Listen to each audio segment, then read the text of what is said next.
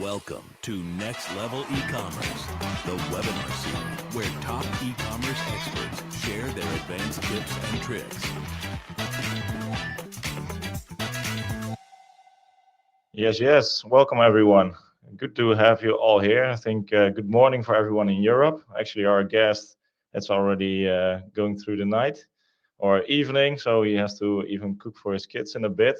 But luckily, he's still here for us.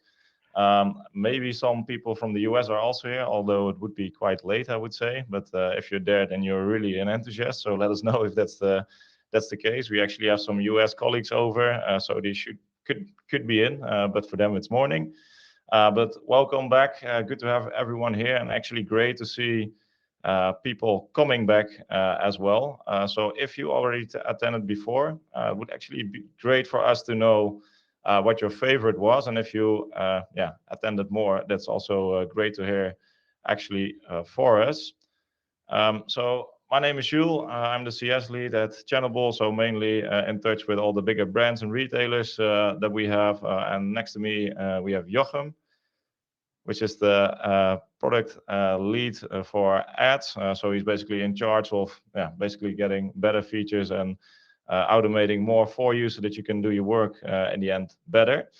And actually, we have a great guest today, which we'll introduce in a bit. And I think like the topic couldn't be better than what we have standing here, because this is actually what I hear all the time when we're in touch with the bigger brands and retailers. Profits and margins are under high pressure, I would say, especially because CPCs are going up, costs are going up, and you really need to differentiate and see how you can basically outsmart the high CPCs there. So stay in here because we have a great guest who can tell you all about it. Besides that, we have Next Level eCommerce. So for the people that haven't joined before, it's basically sessions where we have experts from the market to tell you more about a specific topic, and really also about the why, the how, and the what. And we would also really like to gather your feedback afterwards.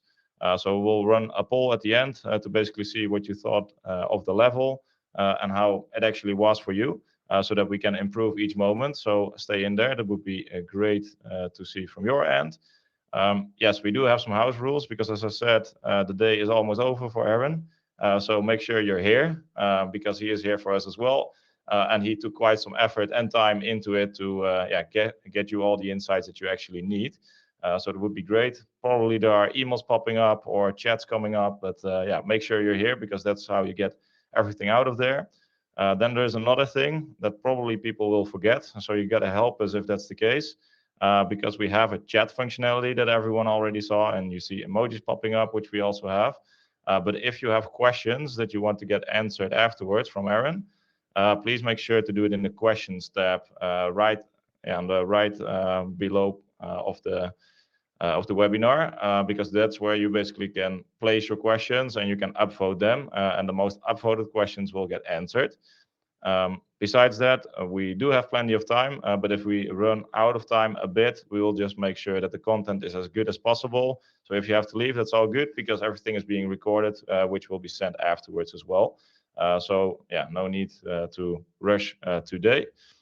Then a bit about what we previously had. So we have a lot of sessions actually about search, PMAX, bucketing, AI agents, and quite a bit more. The last one was about AI agents, and there was Daniel Eeftink, which had a great session actually on how you can use AI agents, mainly also for search, but also for optimizing your titles, descriptions. If you haven't checked it out, really do so because we had great input from other people and feedback around it. So I really liked it. And besides that, we of course also have a next one coming up already, which you can register for. The link is on the left below, and that is Austin Leclerc, who's from the US, also has quite a big YouTube channel, just like Aaron has, and he is also mainly specialized in e-com. And then the question is, what will you miss out on if you're not there? So he will touch a topic that is really relevant right now, which is AI Max and the impact on search ads for the future. And besides that, we'll share a lot of tips and tricks about advanced search, why it even matters, and how to get it. And you will get a free Notion template as well. So make sure you're there. And then it's time for our beloved guest. And Jochem, you can take it away. Yeah, thanks for the introduction. Right, everyone, let's get started with our guest, Aaron. Nice that you're here. Also nice that you stick to the dress code of a black shirt. All black. No, really cool that you're here. Our second guest, after Mike Rhodes, that's from Australia. Really cool that we really have international guests here. And I think also like many people in here, I really learned a lot from your YouTube videos. Your YouTube's biggest Google Ads educator with over 100,000 subscribers and over 5 million views. So that's really impressive. Hopefully we can get close to that number with this recording. We should definitely learn something from your epic thumbnails. Send them to our designer. Yeah. Let's do that. Next to that, yeah, you also practice what you preach. You have a digital academy, and you've been managing Google Ads campaigns since 2010. So really, lots of experience. Really excited that you're here, and that you're also willing to share some of that knowledge. Indeed, about like a very hot topic, because everyone knows that search is changing and it impacts CPCs, and you will give us some practical tips about what you could do. So I'm really looking forward to it. And with that, I say the floor is yours. All right, welcome everyone. Thank you for joining, and I look forward to getting through what I'm going to share, and then we'll get into some questions. So just to give you a bit of an update on what I'm going to be going through is, firstly, we're just going to be working out how search is changing and why CPCs will increase. We're then going to talk about using PMAX and Demand Gen. Then I do want to give some warnings, and then we're going to go into some account examples. So with the account examples, I do want to be as real as possible. And give you some background, because with Demand Gen as well, it's just remembering that we are only 3 days in, sorry, 3 months in. So we just need to really just go slowly with it, and then we'll get from there. Okay, all right, let's get straight into it. Okay, so I think there's a poll that's going to be coming out, and what will be the biggest impact of the changing nature of search with the increased use of LLMs, so large language models, and also conversational search. And for me, this is where I really want to start. A lot of people are getting really concerned about the changes that are happening inside of Google Ads. So, you know, as they mentioned before, I've been doing Google Ads since 2010. Pretty much, I mean, there were some changes that happened in Google Ads, but the changes that I've seen in Google Ads have been really supercharged since about 2021. That was when they started to bring in Performance Max. And there's been a lot of talk about why this is happening. And I think a lot of people are really misunderstanding or not paying enough attention to the reason for these changes. And a lot of the reasons for these changes is because the very nature of search is changing. So obviously we've got the large language models, everything from ChatGPT, Perplexity, obviously there's DeepSeek, there's a lot more that we could list there. Then there's also this other one, which AI agents. Even myself, we've released a different AI agent. So there's an AI version of Aaron out there where you can interact with and ask questions. And then probably the other biggest changes, and this is what I think will be the biggest one, and that's the conversational search experience, which is coming into Google. Google still holds 90, I think it's 93.8, we'll call it 94%.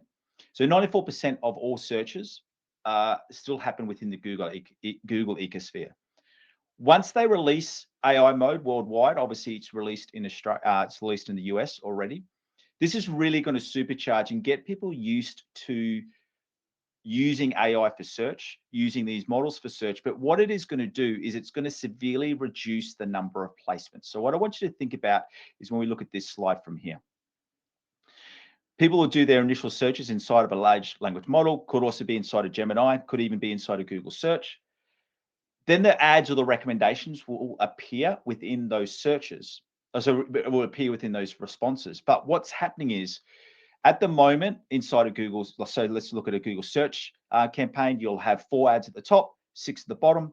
With the shopping, you'll get the spread of ads across the top. If these answers are coming in a conversational way, there's probably only going to be 1 or 2 different placements. More importantly, with that, especially if it's inside of a like a ChatGPT, so a Google profile, there's going to be a lot more data and a lot more information and a lot more history about that conversational tool and the user. So if you haven't already engaged with that user, or if they're not aware of who you are, your CPCs are going to skyrocket. So there's going to be two things which is going to be really pushing up CPCs. First one, it's going to be real estate. And what I mean by that is that if there's less physical ad positions, but the same number of advertisers, what's that going to do? That's going to drive up CPC costs. The second reason for that is as well as obviously because there is a lot more smart bidding and there's going to be continually more smart bidding coming into Google Ads. If you haven't already interacted with that user when they complete the search, you're going to have to pay a lot more for that position.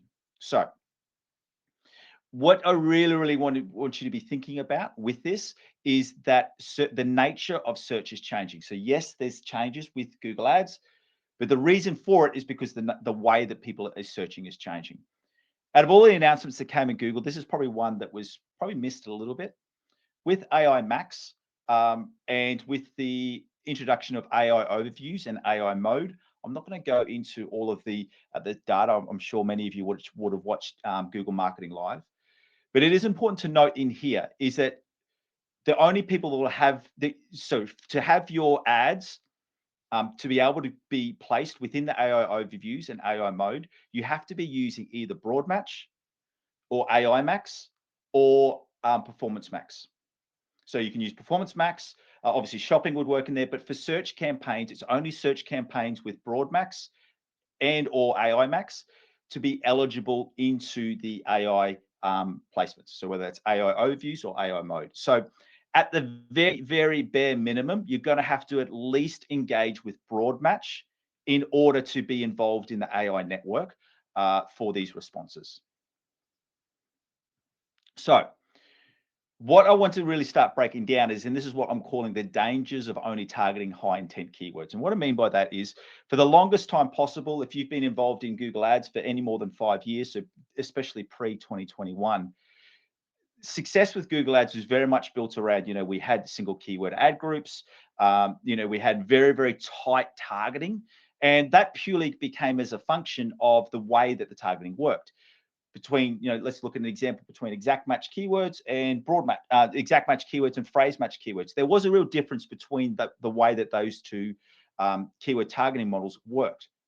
When I first started with Google Ads, even an exact match, there wasn't even close variance. So you had to get the spelling right, you had to get the order right. Obviously, that was loosened throughout the time, but that is changing more and more and more.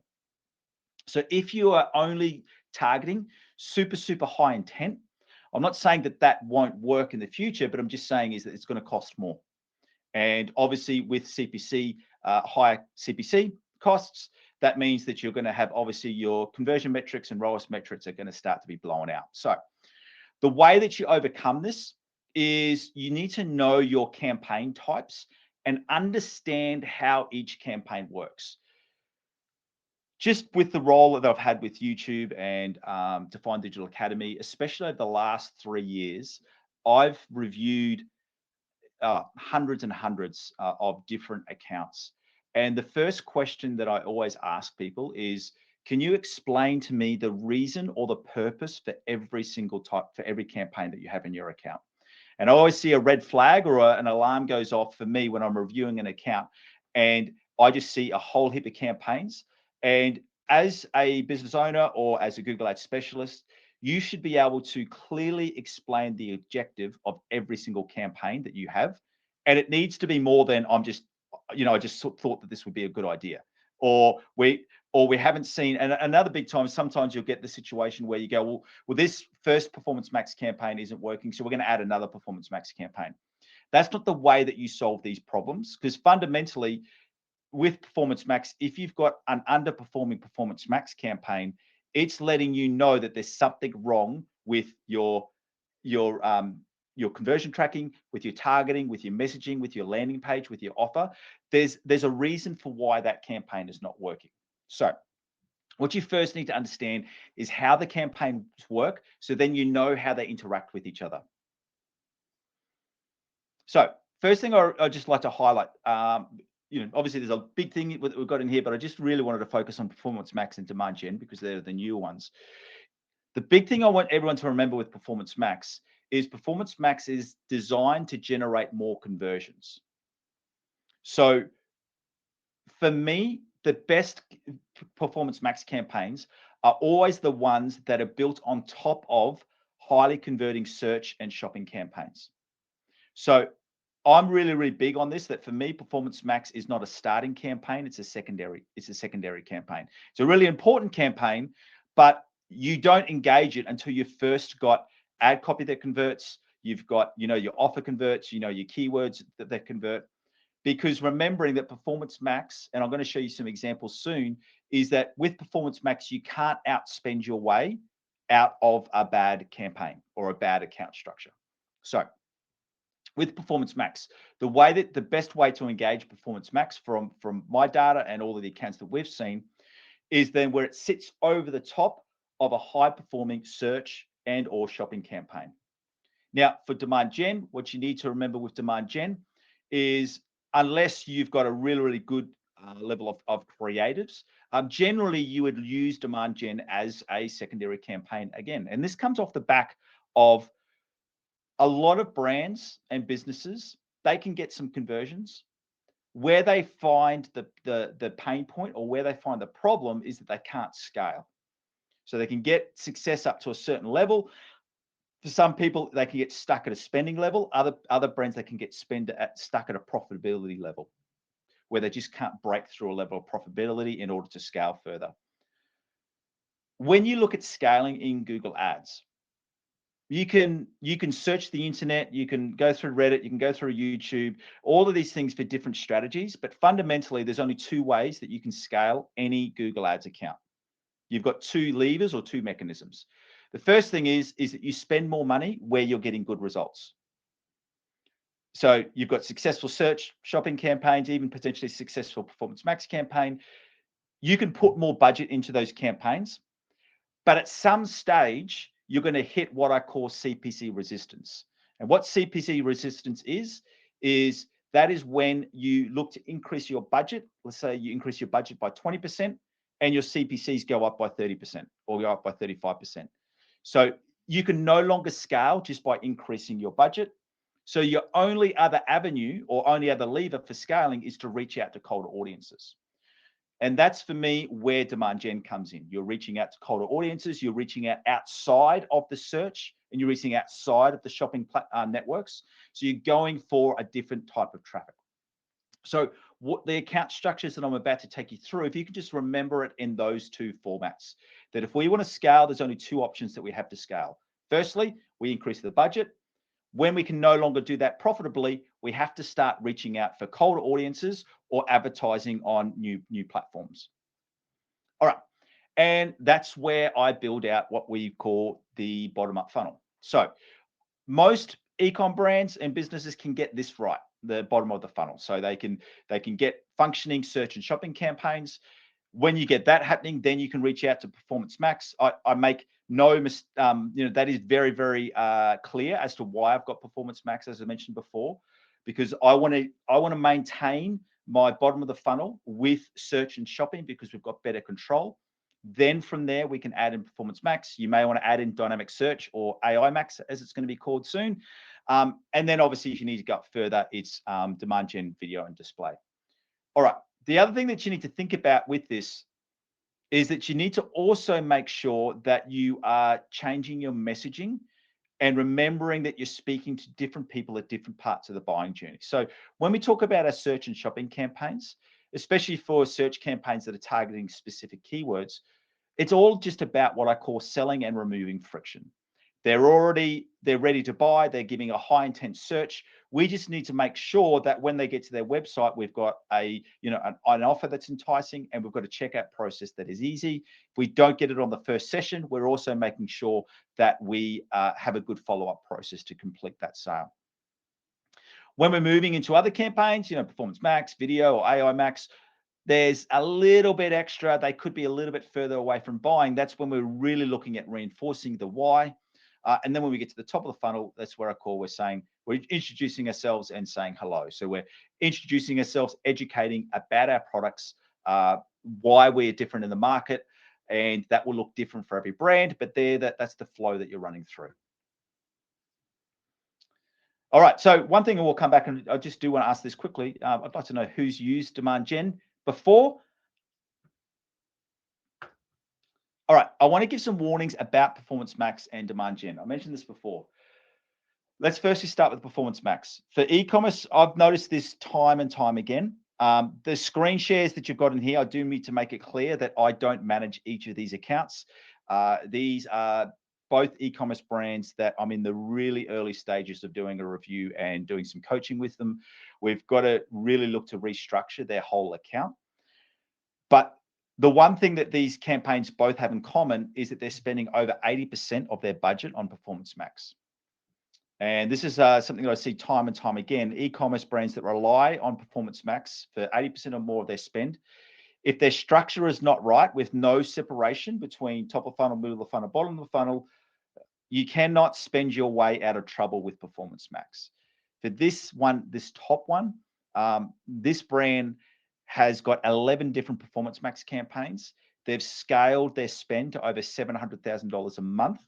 And as you can see, this green line, after a little while, it dropped and they have not been able to move it. So they have been sitting in a band of about 250 to 350% ROAS. They'll sometimes have a good month and a bad month, but they haven't been able to break free from that band. And the response from Google support has just been add more Performance Max campaigns, increase the budget. What the problem with this account is because they've got 11 different Performance Max campaigns. They're all just kind of feeding in. They're all just kind of like sabotaging each other. And they haven't got that clear structure built out between the different levels of the buying cycle.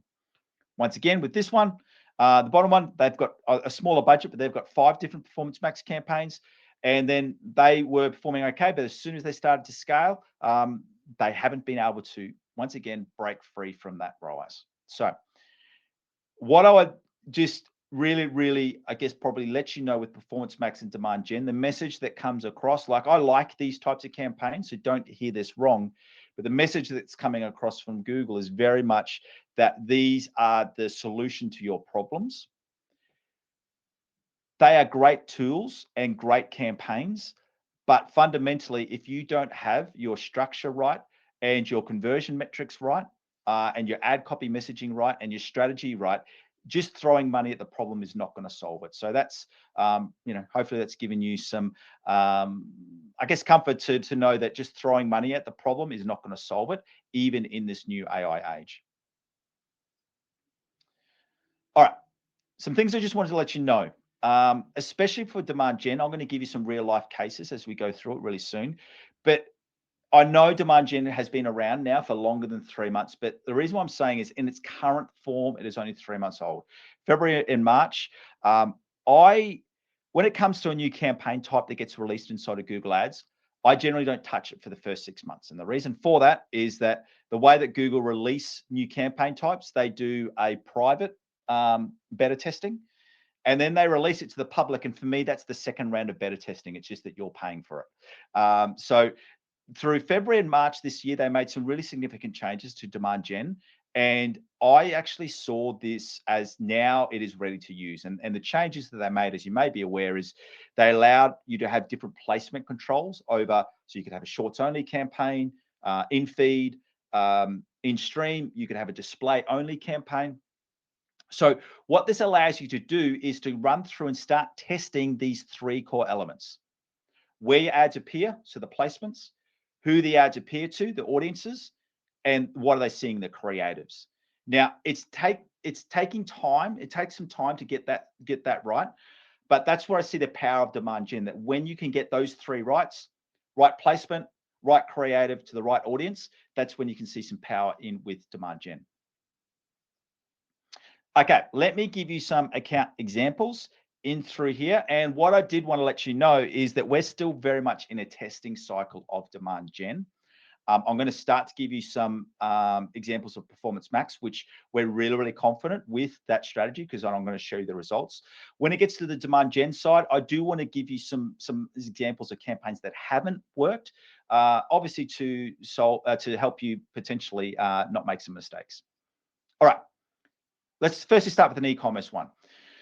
This was a new brand, and this was a new brand that only started last year. It was based in the US. And they had to achieve, by December 2024, they had to achieve 300 sales per month while maintaining a ROAS of 200%. So the problem for them was this, is that they needed to scale, and they needed to scale quickly in order to guarantee they had they had an initial, I think it was an initial 12-month contract, which then gave them, if they hit sales targets, which was 300 sales per month, ROAS of 200%, they would then get a long-term contract, which they achieved. So in July, we took them from only spending 3,700 a month, and they were at a ROAS of 150 and only getting 48 conversions. By December, we took them through to 16,000 a month with just under 50K, and they were getting the 424. So we got them well over where they needed to be. This is the structure that we used. So when it first started, they had a Performance Max campaign, and they had a search campaign, and they had a shopping campaign, but they were all just targeting each other. So what we did is we stopped the initial Performance Max campaign. We then built out this bottom of the funnel. So we focused on, they had two main product categories. So it was a search campaign there, search campaign here, and then we added this Performance Max. The Performance Max, the differentiation in the Performance Max is it was only bidding on new customers, and we excluded their brand. So what that really allowed us to do, and what I want to show you in through here is look at the conversion rate for Performance Max. It was under 3%. But when we go down into the search and the shopping campaign, it was running at 9% and 10%.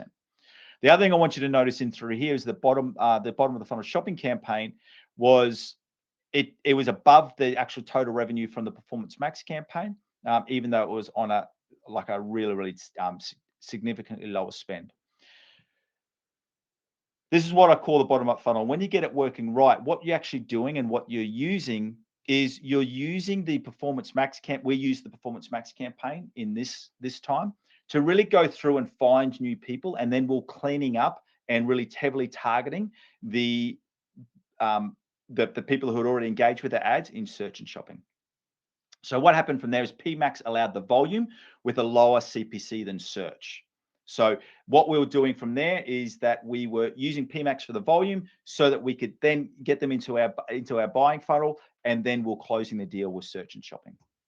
All right. I know this is more for e-commerce, but I'll just show you another example before we get into demand gen. This one, very, very similar situation. They needed to scale. They tried Performance Max previously, didn't see success. So what we did is we moved into offline conversions, and we were able to see some scaling in there. I do want to get to the demand gen, so I'm just going to go through quickly on this one. With this one, what we did through here is similar thing again, is that we used the Performance Max. So you can see there's the Performance Max, and then we had breakout search campaigns. But what I want to show you in through here is look at the spread and the range of the CPC. So for some of these more targeted search campaigns, which we would call bottom of the funnel campaigns, they had CPCs of $7, $8, $5, $7, $6. Whereas for Performance Max, we're able to maintain that at $4. So what that allowed us to do is allowed us to take up the spend from 20,000 up to 30,000 while still maintaining CPC. So what they were having with search only is they were hitting that CPC resistance where they increased the budget and they just couldn't scale any further. All right, demand gen testing, and this is where we're going to finish before we open up to questions. As I said, this is the story so far. So I do want to let you know that we're being quite open here with some results. I'm going to let you know some of our wins, some of the things that we're still working on. All right. This is a brand. They've got two demand gen campaigns. One is working on remarketing. The other one is working on new customers. The remarketing is working really, really well. The new customers, it's improving, but it's definitely not there where it needs to be. So what I would say from here is that the remarketing, you can see from here, it's working at a ROAS of 4.5. It needs to be 300 for this one. We tested it on this is the campaign shot. We tested it on Shorts and we tested it on display and in Gmail, and it only worked on Shorts. So the big thing I would say with Demand Gen, if you're going to start using Demand Gen, what I'd really recommend is that you segment out your ad groups by content placements. So the way that we're going through and building out our Demand Gen campaigns is we'll have an ad group for Shorts, we'll have an ad group for display, we'll have an ad group for in-feed, we'll have an ad group for in-stream. And don't be afraid to go that for this brand that we're seeing that only Shorts are working. So we're just diving in on Shorts and improving the performance for that campaign. This one was was purely just a remarketing. So we built the audience around people who'd been on their website, and we were retargeting them through YouTube ads. This one is a personal coaching brand. So there with this one as well, this one has been, as you can see, it's only 14 conversions, but you can actually see with when we take into account LTV and other factors in there, that it's the $3,000 is returned. They're very confidently saying 15,000. It is actually already 8,500 in the account, but they believe that will double just taking into account their LTV stats. But for this one, it was display had been successful. So the big thing that I would say with Demand Gen is that although you've got all of the different avenues, so you can use YouTube, you can use display, segment it out. And the way that I really like to do this, I'll just go back to this one screen here, is that you can see from here, a lot of these ad groups are now paused, but we built out this first display was for YouTube audiences. This one was for remarketing. We had others that were lookalike audiences. So for Demand Gen, for me, it's really about finding the combination that works for you and your brand.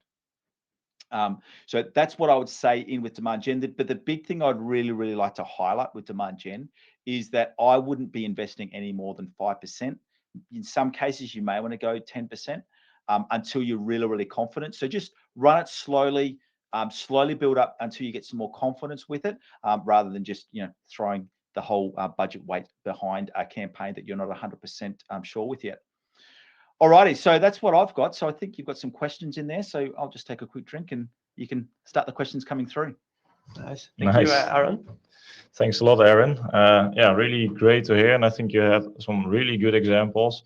I really like the overview actually of your top of funnel, middle funnel, and the examples there, because I think, that really resonates with the audience as well. And I think you also ended off with a good quote there, finding the combination what works for you. And I think that's also what this series actually are about. Like everything that's being presented, it could work, but it's really depending on your brand and how it actually works. But the structure that you gave, I think, is really relevant, and especially with all the new changes coming up.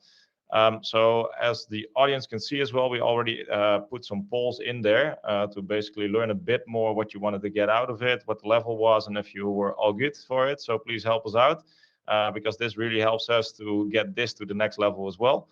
And of course, we can provide Aaron with some feedback as well. So thanks a lot for dropping in there. But we still have quite some time, and we do have a lot of questions as well. So that's good. And luckily, we have Aaron in for a bit more time as well. So what are the most upvoted questions, Jochem? Yes, let's get into it. You can still upvote if you want a question really get answered. But I start from the top. One of the most votes from Frank. What is the difference between PMAX feed only and shopping campaign? Does the one work better than the other in terms of performance? Yeah, okay. So one thing that I would note there as well is that as of November last year, I would say no, there is no difference. So it was a bit of a quiet announcement that Google made. I think it was late October or early November, where they said they actually removed the priority from Performance Max. So previously, Performance Max would have a priority over a shopping feed ad, whereas they removed that priority, and so now there is no difference. So I would say, as of this time last year, I would have said that the feed only Performance Max would have worked better.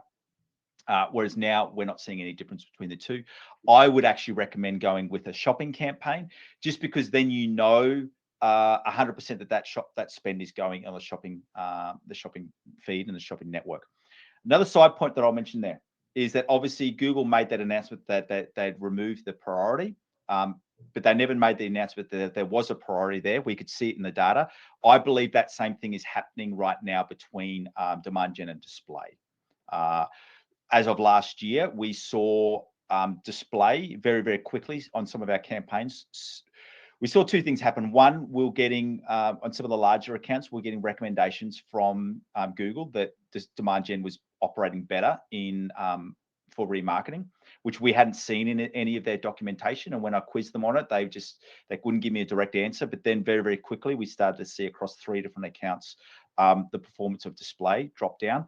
We then recreated those in demand gen and it went up. So I believe that same priority for between display and demand gen is now active. That's clear. And the next one from Jeffrey. How do you make sure? How do you make sure your shopping and search campaign don't cannibalize your PMAX campaign when you use shopping and search for your bottom of the funnel and PMAX for? Yeah, great question. So the way that I personally do it, the model that I like, is that when I engage now remember, for me, I do this in 2 ways. If it's a new account, where it's a clean account, so that first example was really, really clean. We just started search and shopping first. When we added Performance Max, we had some important segments in there. We set Performance Max to only bid for new customers, and then we removed the brand. Then we also added a brand exclusion.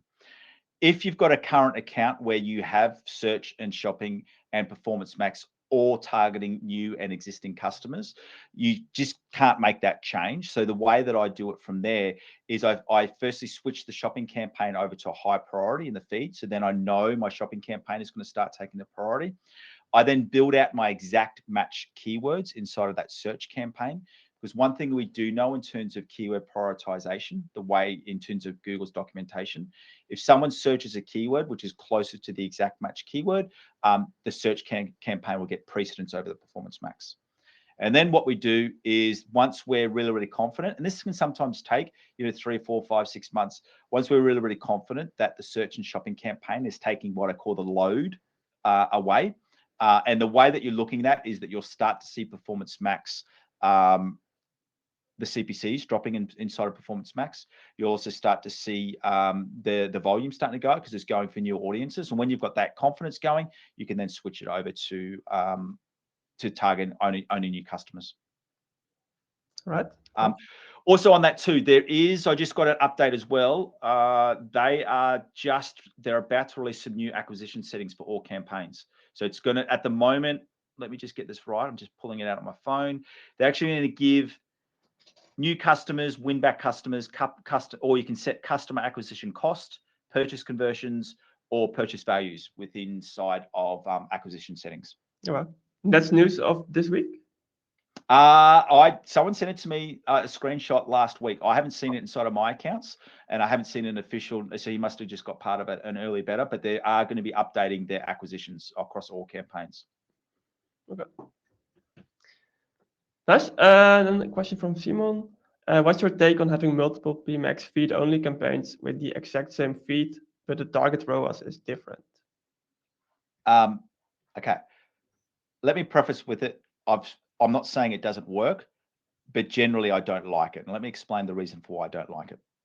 The reason for why I don't like it is because one of the core rules or the core foundations that I still think, which I still believe exists inside of Google Ads. Remember what I said before, every campaign needs to have an individual purpose. And what the problem is that you've got multiple Performance Max campaigns targeting the same keywords or the same search shopping terms. So one thing we do know with Performance Max and a lot of AI models is they look to find the path of least resistance. So essentially what will end up happening is that the lower ROAS ones will end up winning. Now that strategy did used to work when you had standard shopping campaigns. There was very much a whole industry around that it would build out the pullback strategies and all of those things. It did used to work. For me, what my concern is is that you get cases like the example I gave of the company spending up to $700,000, is that if you continue to try to scale it to the nth degree, you don't solve the problem. The problem is that why is your campaign not converting at the ROAS you want it to convert at? So I'm not saying it can't work, and I'm not saying that you can't see some levels of success. From what I've seen, you won't be able to scale, or you'll only be able to scale up to a certain point. The perfect example is that screen share I gave of that brand spending up to $700,000, and they weren't able to push ROAS even higher. That's the exact setting they had. Right, clear. And the question from Max: how did you set up your new customer targeting? Did you use the Google Ads function to bid for new customers? Yeah, so, okay, so a couple of things that we do. Remembering, in a perfect world, if we've set up this account initially, we've got search and shopping run there. By that time, we've the account's qualified to be able to add in our own customer list, so we can upload our customer lists. We've also making sure that we've got our tracking right. So Google has got within its audiences, we know that there are audiences of website visitors, new customers, current converters. So with only new customers, it will not target those ones. Now, it's not 100% clean, and I don't think anyone would say that it's 100% clean, but what it definitely does do is, it's working when we see it in that that graph that I gave before, where Performance Max was pushing our volume, but it had a lower conversion metrics, and that's how I kind of know that it's working. Okay, nice. And there is a follow-up question from Laura. If you focus on new customers, Google Ads will propose to add extra virtual value to that type of conversions. It jumps away. That's if you. So there's two options. Correct me if I hope I've understood this question right. So there's two options. There's an option where you can put more value or nominated value. So like you can put a new customer priority. I'm talking about only bidding for new customers. Okay. Yeah, Laura, if that's not what your question was, please reply in the chat. Then again, another one from Max. How did you set up your new customers targeting? Sorry, my questions are that's okay. Jumping all everywhere. Question from Rob. Hi, Aaron. If you build a PMAX on top of a search and shopping campaign, do you use all assets, including products? So double products in the PMAX. Yeah. So I use so is that I'm assuming he's asking, do we use the same products? Yeah. Yeah. Okay. The way to think about it this way is, remember how I was saying you go through each campaign. You don't want to be targeting the same products to the same audiences in the same locations. So for me, by adding Performance Max over the top for bidding for new customers, yes, it's the same products, yes, it's the same locations, but it's two different audiences. So that's the differentiation there. Yep. Clear. You had search in bottom of the funnel and you had AI Max search in middle of the funnel. Is the bottom of the funnel campaign only exact match or also broad? Yeah, generally what I would do in the bottom of the funnel depends on the, but let's just say in an e-commerce setting. Generally in an e-commerce setting, I would have a combination of broad match keywords. I generally start now with, and those broad match keywords would have anywhere between 3 to 5, maybe even 6 or 7 words in them, depending on the product. I then build out my exact match keywords. I can't comment on AI Max because I haven't tested it yet, but let me use the dynamic search framework that we would use. If we wanted to break out into a dynamic search framework, what we would do is we would add in our exact match keywords and even our broad match, our exact match keywords, and a variation of our broad match keyword as an exact match as negative keywords for that dynamic campaign. We've seen some, and basically what we're using that dynamic campaign for is we're trying to find out new terms that we're not currently targeting. So that's why I've got it in the separation of the funnel. One of the examples we had is that we had a customer that they had a calculator tool on their website, and the dynamic search campaign started actually doing searches for this term, which was all about a spacing calculator, and it became a really killer keyword. So then we built out another search campaign, another ad group around it. Nice. Sounds interesting. Nice. I think we have time for one more question before we round off. Okay. Let's take this one from Sandra.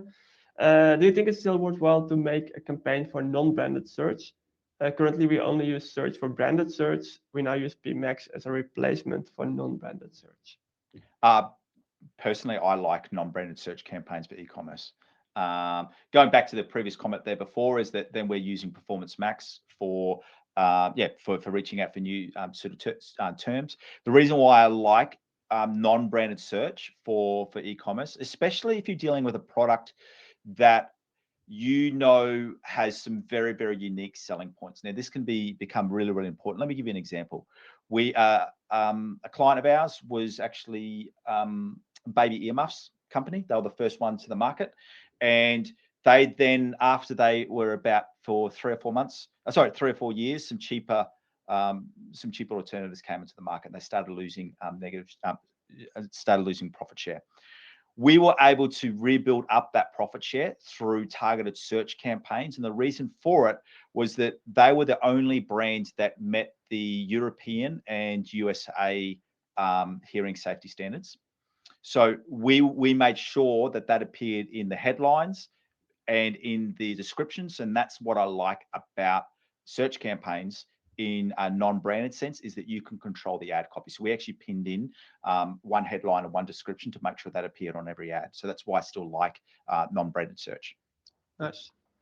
Okay, I just see that we also got a reply from Laura on the question about bidding more on new customers. He says, like, what I understand is that Aaron is not bidding more on new customers, but switches immediately to targeting only new customers. Yeah, so it's targeting new customers. So yeah, not bidding more for new customers. Make sure you're using I think it's called bid for only new customers function. Okay, thanks. Great. Thanks for the additional input, and thanks a lot for all the preparation and the good insights you gave us, Aaron, because we really appreciate it. Also, for everyone that look from home, definitely check out his YouTube channel as well, because there's a lot of good content out there, even with our friend Mike Rhodes as well. So definitely check that one out, because that's the last one. And again, thanks a lot, Aaron, because you gave us another insight in also a bit more than we used to do, because we usually went really specific, but you also gave a bit more like the total overview, which we really appreciate. And we actually hope to have you another time in as well. And then my pleasure. Yeah, thank you so much for having me. Yeah, thanks a lot. All right. Thanks a lot, everyone, and see you next time. And don't forget to sign up for the one with Austin in August. Thank you for joining Next Level E-commerce. If you want to see more, check out our YouTube or give us a follow on LinkedIn to get more e-commerce tips and tricks. See you at the next one.